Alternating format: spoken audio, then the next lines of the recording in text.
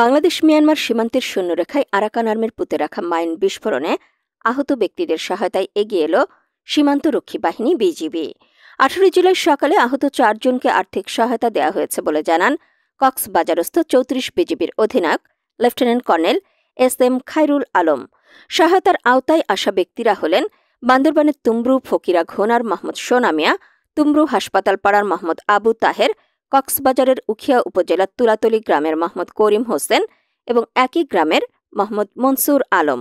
কক্সবাজারস্থ 34 বিজিবির অধিনায়ক lieutenant colonel S M Khairul Alam বলেন, 34 বিজিবির আওতাধীন সীমান্তে শূন্য লাইন এলাকায় প্রতিপক্ষ আরাকান আর্মি বা জান্তা বাহিনী মাইন পুঁতে রেখেছে।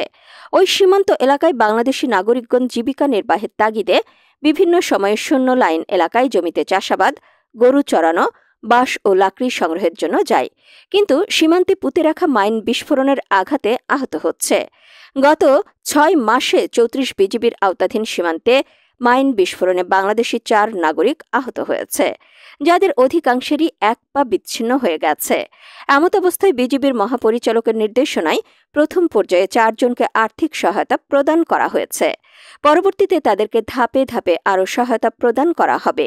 বিজিবির দায়িত্বপূর্ণ এলাকায় জনমনে স্বস্তি ও শান্তি বজায় রাখতে মাইন বিস্ফোরণে বিভিন্ন দুর্ঘটনায় আহত ও গরিব দুস্থদের মাঝে আর্থিক সহায়তা প্রদান অব্যাহত থাকবে।